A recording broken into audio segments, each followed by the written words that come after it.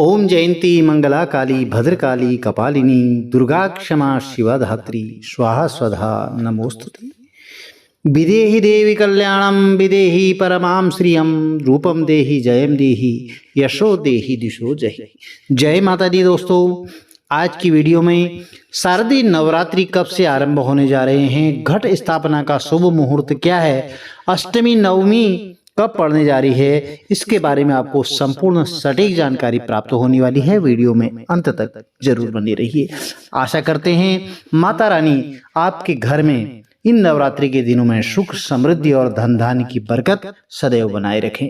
प्रिय भक्तजनों, सबसे पहले आपको नवरात्रि की शुभकामनाएं, और आप यदि चैनल पर पहली बार आए हैं तो लाइक शेयर जरूर कीजिए और साथ में बेल आइकन जरूर प्रेस कर दें, जिससे आने वाली जो वीडियोज होंगी उनकी नोटिफिकेशन आपको ठीक समय पर मिलती रहेगी। शारदीय नवरात्रि इस बार बहुत ही खास होने वाली हैं।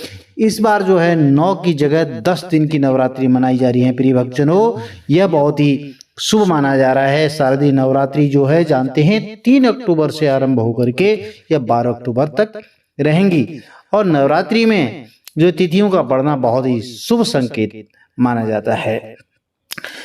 इस बार जो है नवरात्रि जब तिथि बढ़ रही है, तिथि तृतीया तिथि का वृद्धि हो रहा है, तो नवरात्रि में वृद्धि तिथि जब होती है तो बहुत ही फलदायी माना जाता है। हमारे शास्त्रों में कहा गया है कि जब तिथि वृद्धि होती है तो यह बहुत ही शुभ माना जाता है। और जानते हैं घट स्थापना का श्रेष्ठ मुहूर्त क्या होगा। सबसे पहले जान लेते हैं कि 3 अक्टूबर 2024 से शारदीय नवरात्रि प्रारंभ हो रही हैं। तो हमारे धर्मशास्त्रों के अनुसार जो सूर्योदय से लेकर के 10 घटी तक का जो समय होता है, वह स्थापन और आरोपण के लिए जब आप घट स्थापना करते हैं और कलश स्थापना करते हैं, ज्वारे उगाते हैं, तो इसके लिए बहुत ही श्रेष्ठ समय माना जाता है। इस नियम के अनुसार प्रातःकाल सूर्योदय से लेकर के आप 10:25 तक घट स्थापना का श्रेष्ठ मुहूर्त रहेगा। और दूसरा मुहूर्त रहेगा, 2 मुहूर्त बन रहे हैं। दूसरा मुहूर्त बनेगा कि जब विलंब हो गया, आपको किसी कारणवश नहीं कर पा रहे हैं, तो आप अभिजीत समय में, अभिजीत मुहूर्त में, जिसका समय रहेगा 11:53 से लेकर के 12:39 तक, आपके क्षेत्र में थोड़ा सूर्योदय सूर्यास्त का समय अलग होता है, तो यह समय परिवर्तित हो सकता है। तो इसमें दौरान आप जो है घट स्थापना कर सकते हैं, यह शास्त्र सम्मत है।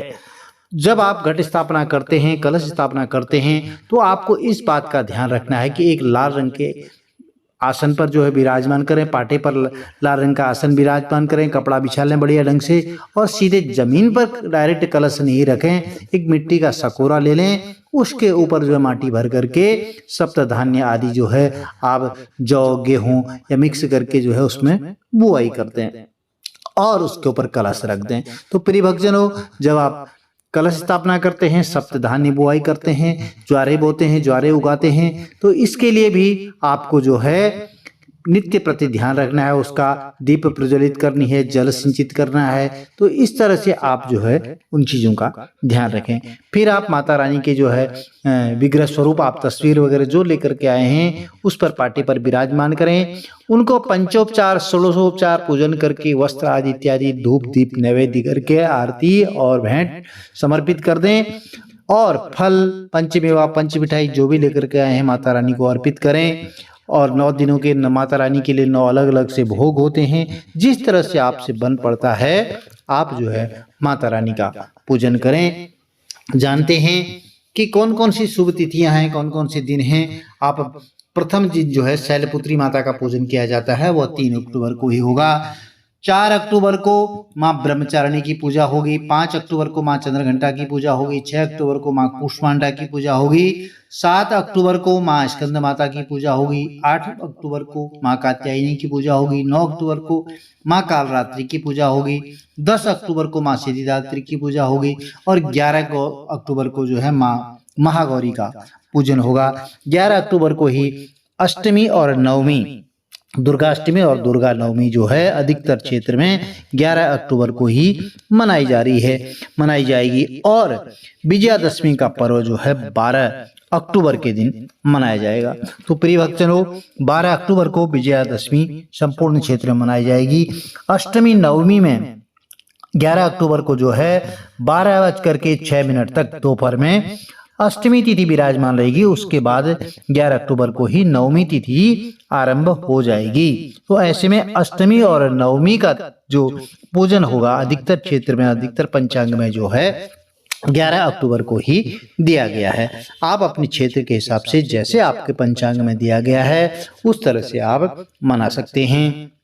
अब जानते हैं, जब आपने माता रानी का पूजन किया और इस तरह से भोग 9 दिनों के 9 अलग अलग अर्पित किए, तो प्रिय भक्तजनों कुछ सावधानियां हैं। जब आप माता रानी का पूजन करते हैं तो हमें कुछ सावधानियों का जरूर से रखनी चाहिए। आप घर में लहसुन प्याज बिल्कुल नहीं खाएं और आप जो है माता रानी का जब व्रत रखते हैं 9 दिनों तक पूरा पूजन करते हैं तो आप एक समय ही भोजन करें। यदि भोजन नहीं कर पाते हैं, फलाहार करते हैं तो अच्छी बात है, पर भोजन में भी शुद्धता का विशेष ध्यान रखना चाहिए।